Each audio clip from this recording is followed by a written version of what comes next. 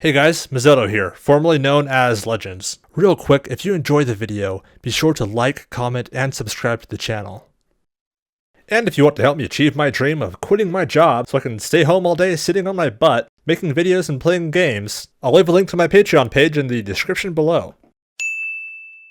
Recently, I've been getting curious about the symbolism of the serpent and how it could relate to Salazar Slytherin. So I did some research on it and I found some pretty cool connections.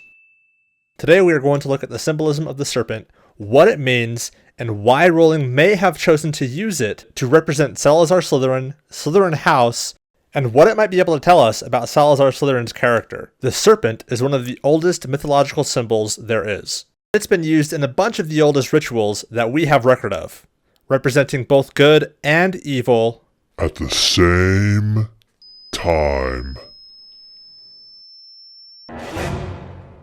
Just like the yin-yang symbol. The most common values attributed to the serpent are rebirth, when your hair gets what it needs, you can't help but feel special. That's the experience of conditioners. guardianship, poison and medicine,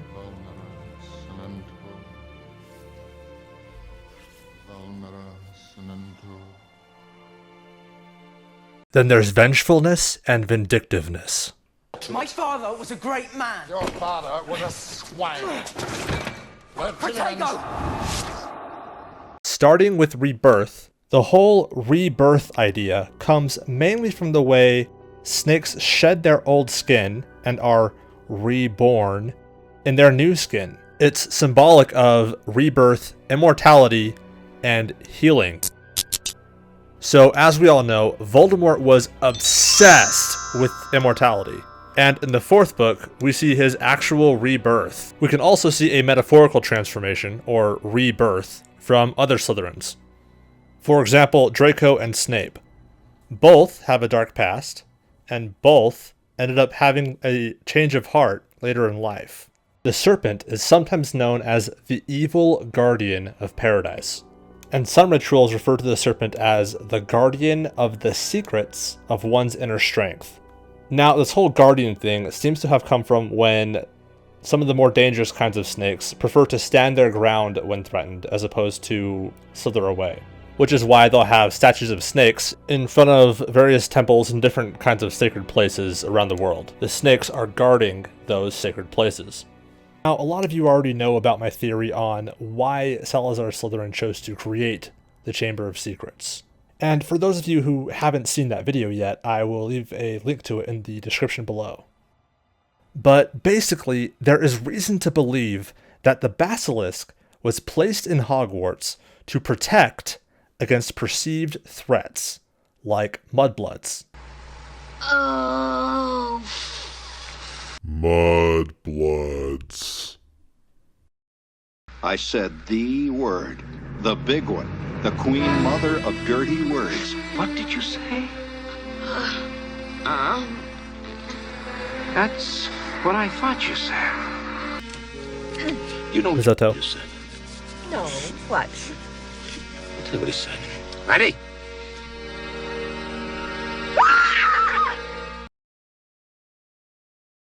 Salazar Slytherin is the snake.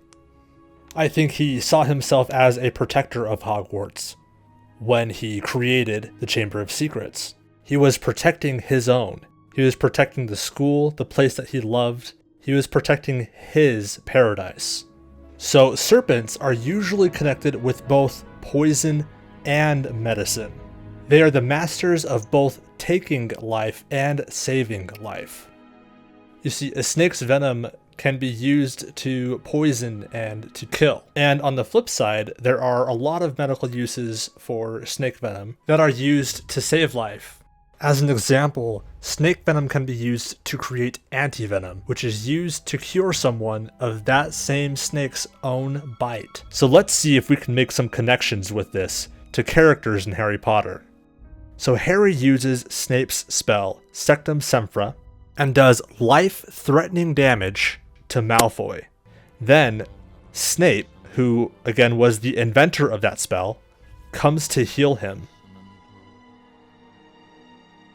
When Dumbledore puts on the ring Horcrux made by the Slytherin Voldemort, he almost dies right there on the spot, but he manages to make it back to the castle to have who slow the curse? Not Madame Pomfrey, the school healer, but Snape, whose knowledge of dark magic is unmatched in all of Hogwarts school, making him the perfect counter to dark magic. A descendant of Slytherin was required to open the Chamber of Secrets, then chose to use it to cause death. Because of the power of that same descendant of Slytherin, that power being Parseltongue, Harry was able to enter the chamber and defeat Riddle. Using the same power that Riddle had used with the intent to destroy life, Harry was able to use to save life. He was using Parseltongue as the anti-venom. Venom and anti-venom. Even in the books, when Voldemort tried to kill Harry, the spell he used rebounded and hit himself instead. Voldemort literally killed himself. The venom was turned into anti-venom. In the 6th book, Slughorn's memory was required by Dumbledore to know exactly how many Horcruxes Voldemort created. Without Slughorn giving Harry that memory, they might never have defeated Voldemort. And without that experience that Voldemort had with Slughorn, Voldemort might not have created as many Horcruxes as he did. As Slughorn said, he may have done some great damage that day.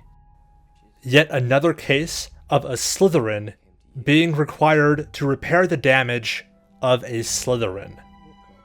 Of venom being required to create anti-venom. We could make these kinds of connections all day, but I think you get the idea. The serpent is very often used as a symbol of medicine alone, which is why the Greek god of medicine, Asclepius, wielded a staff with a snake wrapped around it. Also, in the story of Moses, Moses set up a cross with a snake on it, so that all who looked upon the cross would be healed. Last but not least, we have vengefulness and vindictiveness. Now, these are the two characteristics that people seem to attribute most commonly to Slytherins. And there are so many examples of these in the books, I'm not going to spend too much time on it. But as for Salazar Slytherin himself, we see this when he attempts to ban all of the Mudbloods from the school. Now, I think Slytherin had his own reasons for doing this, along with probably a pretty bad case of PTSD, as I explained in my Chamber of Secrets video. But he still did it, and for at least the next 1,000 years, most of the students in his house took part in that vindictiveness against the Mudbloods. Now, did Rowling have all of this planned out when she began writing the books? Probably not. But it does seem pretty strange that it all fits together so perfectly, and even some of her newer writings support this. And it does a great job at explaining who Salazar Slytherin may have been.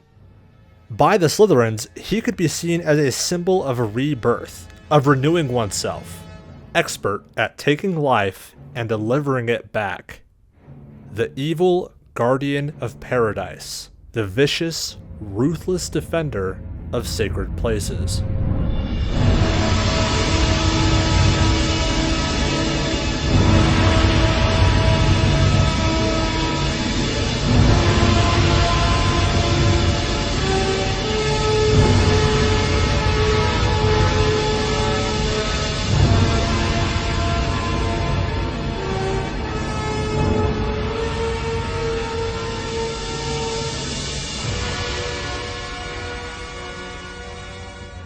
Well, that's it for the video.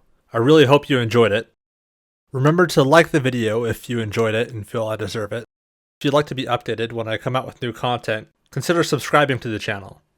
And if you'd like to support the channel, again, Patreon will be in the description below. Also, consider following me on Facebook and Twitter.